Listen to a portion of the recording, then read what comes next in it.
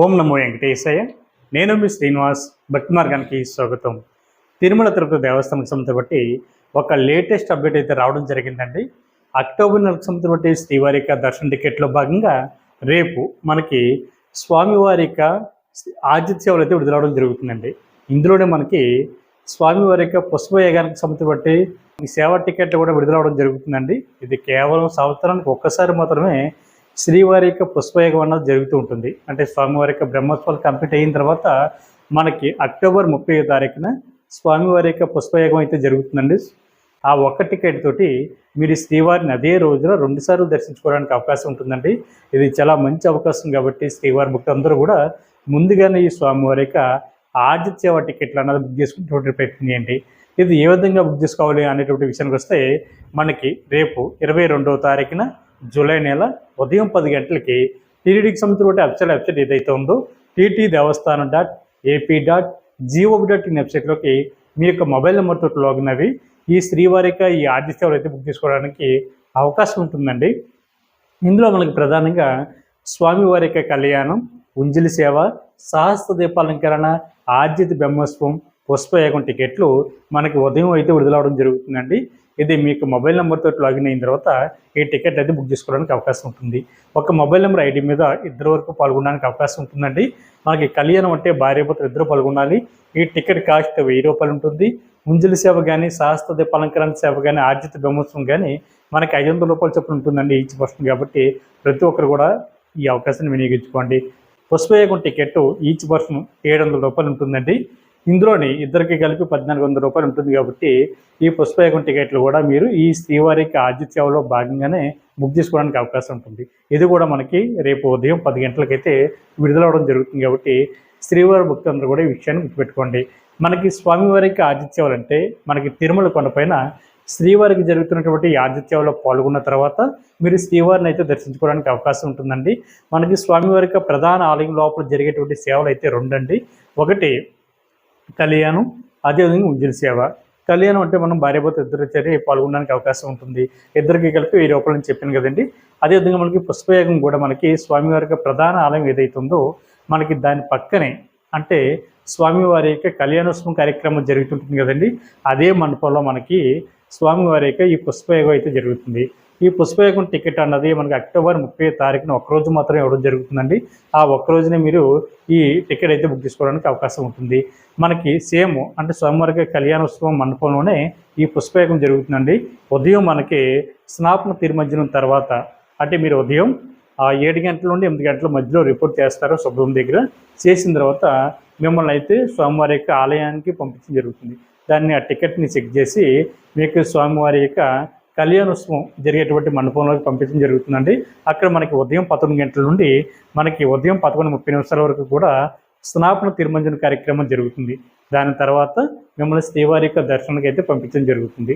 దాని తర్వాత మీరు బయటకు వచ్చిన తర్వాత 1 గంటకి తిరిగి మీరు శుభ్రం దగ్గర మీరు బుక్ చేసుకున్నటువంటి టికెట్ ఏదైతే ఉందో దాన్ని మీకు ఆధార్ కార్డుని చూపించిన తర్వాత దాన్ని అక్కడ రిపోర్ట్ చేసిన తర్వాత మిమ్మల్ని మళ్ళీ ఈ స్వామివారి యొక్క పుష్పయాగ కార్యక్రమం అన్నది మధ్యాహ్నం జరుగుతుంది. కాబట్టి ఇంచుమించు ఈ కార్యక్రమం 5 గంటల పాటు స్వామివారికి ప్రధాన ఆలయానికి పక్కనే జరుగుతుందండి.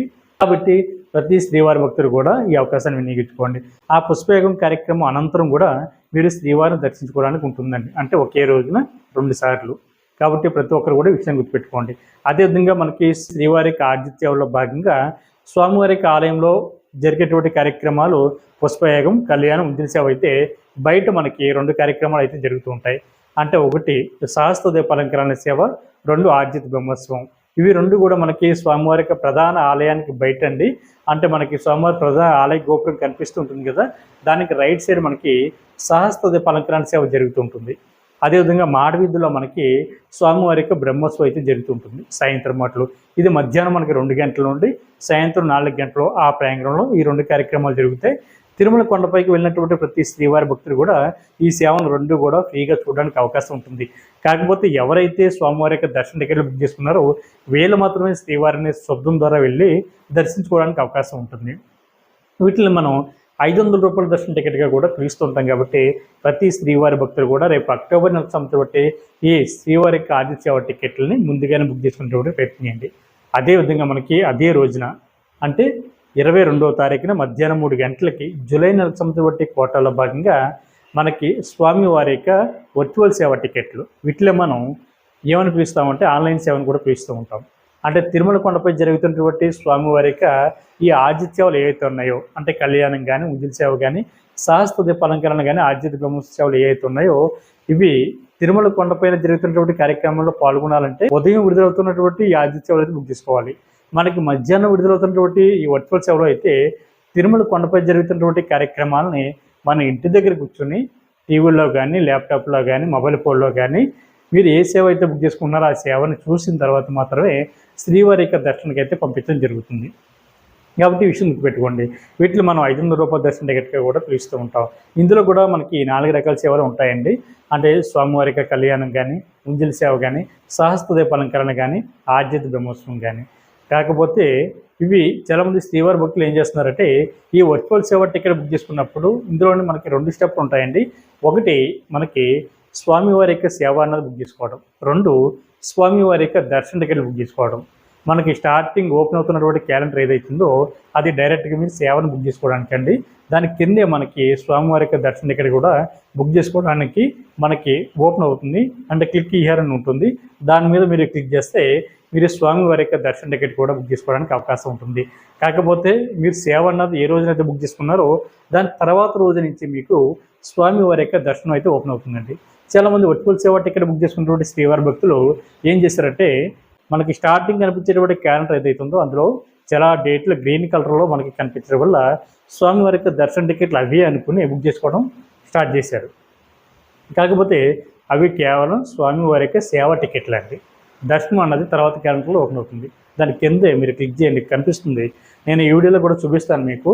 అంటే శ్రీవారికి ఆర్జిత సేవ టికెట్ ఎవరైతే బుక్ చేసుకుంటారో వర్చువల్ సేవది ఆ క్యాలెండర్ కింద మీకు అంటే స్వామివారికి దర్శన టికెట్ అవైలబుల్ హియర్ అని ఉంటుందని దాని మీద క్లిక్ చేస్తే మీకు దర్శన టికెట్లు అయితే ఓపెన్ అవుతాయి. కాకపోతే గతంలో ఆల్రెడీ ఈ వర్చువల్ సేవ టికెట్ బుక్ చేసుకుని శ్రీవారి యొక్క దర్శనానికి ఎవరైతే వెళ్ళలేదో మీరు ఈసారి స్వామివారి యొక్క దర్శన టికెట్ అయితే బుక్ చేసుకోవడానికి అవకాశం ఉంటుందండి. మీరు కట్టినటువంటి అమౌంట్ అయితే ఎక్కడికి పోదు. 1 ఇయర్ లోపు మీరు ఎప్పుడైనా వెళ్ళి శ్రీవారిని దర్శించుకోవడానికి అవకాశం ఉంటుంది. అంటే ఉదాహరణకి నేను ఈ నెలలో స్వామివారి యొక్క దర్శన టికెట్ బుక్ చేసుకున్నాను అనుకోండి వర్చువల్ సేవది. నేను అక్టోబర్ 1వ తారీఖున వర్చువల్ సేవ అన్నది బుక్ చేసుకుంటే నాకు దర్శనం అన్నది అక్టోబర్ 2వ తారీఖు నుంచి 1 ఇయర్ లోపు ఎప్పుడైనా సరే వెళ్ళి దర్శించుకోవడానికి అవకాశం ఉంటుంది. కాకపోతే ఇందులో 2 స్టెప్లు ఉంటాయి కాబట్టి చాలా జాగ్రత్తగా వర్చువల్ సేవ టికెట్ అన్నది బుక్ చేసుకోండి. మీరు వర్చువల్ సేవ టికెట్ బుక్ చేసుకున్నప్పుడు మీరు ఏ సేవ బుక్ చేసుకున్నా ఒకటేనండి. మీకు కేవలం శ్రీవారి యొక్క దర్శనం మాత్రం ఉంటుంది. స్వామివారి యొక్క సేవలో పాల్గొనడానికి అయితే ఉండదు. అందుకని కళ్యాణ టికెట్ బుక్ చేసుకోవాలి, లేదా ఉంజుల సేవే బుక్ చేసుకోవాలి, సహస్ర దీప అలంకరణ సేవే బుక్ చేసుకోవాలన్నది ఏం పెట్టుకోవద్దు. మీకు దర్శనం కావాలంటే మీరు అక్కడ ఓపెన్ అవుతున్నటువంటి ఈ 4 సేవల్లో ఏదో ఒక సేవను బుక్ చేసుకోండి మీరు. అంటే మనకి కళ్యాణ టికెట్ అని కూడా అక్కడ కూడా వర్చువల్ సేవలో కూడా కళ్యాణ టికెట్ కోసం చాలామంది ట్రై చేస్తూ ఉన్నారు. అక్కడ కళ్యాణ టికెట్ బుక్ చేసుకున్నా సరే మీరు తిరుమల కొండపై జరుగుతున్నటువంటి కళ్యాణంలో పాల్గొనడానికి అయితే ఉండదండి. కేవలం స్వామివారిని దర్శించుకోవడానికి మాత్రమే ఉంటుంది. కాబట్టి వర్చువల్ సేవ టికెట్ ఎవరైతే బుక్ చేసుకుంటున్నారో మీరందరూ ఈసారి ఎటువంటి మిస్టేక్ చేయకుండా చాలా జాగ్రత్తగా వర్చువల్ సేవ అన్నది బుక్ చేసుకోండి. గతంలో చాలామంది శ్రీవారికి వర్చువల్ సేవ అన్నది కేవలం ఒకటే బుక్ చేసుకున్నారు కాబట్టి ఎవరైతే దర్శన టికెట్ బుక్ చేసుకోలేదో మీరందరూ ఈసారి మీరు స్వామివారికి దర్శన టికెట్ అయితే బుక్ చేసుకోండి. ఈసారినే కదండి మీరు ఎప్పుడు పడితే అప్పుడు విడుదలవుతున్నప్పుడు దర్శన టికెట్ బుక్ చేసుకోలేనటువంటి శ్రీవారి భక్తులందరూ కూడా దర్శన టికెట్లు అయితే బుక్ చేసుకోవడానికి అవకాశం ఉంటుంది. కాబట్టి ప్రతి ఒక్కరు కూడా ఈ అవకాశాలన్నీ వినియోగించుకుని మనకి అక్టోబర్ నెల 9 స్వామివారి యొక్క ఆర్జిత సేవలు, అదేవిధంగా పుష్పయాగం టికెట్, అదేవిధంగా వర్చువల్ సేవలు కూడా బుక్ చేసుకునేటువంటి ప్రయత్నం చేయండి. ఇలాగా మనకి ఈ సేవలు బుక్ చేసుకునేటువంటి శ్రీవారి భక్తులకి 24వ తారీఖున మధ్యాహ్నం 3 గంటలకి తిరుపతిలోను అదేవిధంగా తిరుమల కొండపైన కూడా ఉండడానికి కావాల్సిన అకామిడేషన్ అయితే ఓపెన్ అవుతుందండి. ఎవరైతే ఈ సేవలు బుక్ చేసుకున్నారో వీళ్ళు మాత్రమే అకామిడేషన్ ఆన్లైన్లో బుక్ చేసుకోవడానికి అవకాశం ఉంటుంది. మనకు ఆన్లైన్లో విడుదలవుతున్నటువంటి అకామిడేషన్ వచ్చేసి 100 రూపాయల రూము, 1000 రూపాయల రూము, 1500 వరకు కూడా మీకు ఆన్లైన్లో అందుబాటులో ఉంటుంది. కాబట్టి మీకు నచ్చినటువంటి కేటగిరీలో అకామిడేషన్ కూడా మీరు బుక్ చేసుకునేటువంటి ప్రయత్నం చేయండి. ఈ వీడియో కనుక మీకు నచ్చినట్లయితే లైక్ చేయండి, షేర్ చేయండి, మీకు అభిప్రాయాన్ని తప్పనిసరిగా కామెంట్ చేయండి. ప్రతి ఒక్కరు కూడా మన భక్తి మార్గం ఛానల్ని సబ్స్క్రైబ్ చేసుకోండి. ఓం నమో వెంకటేశాయ.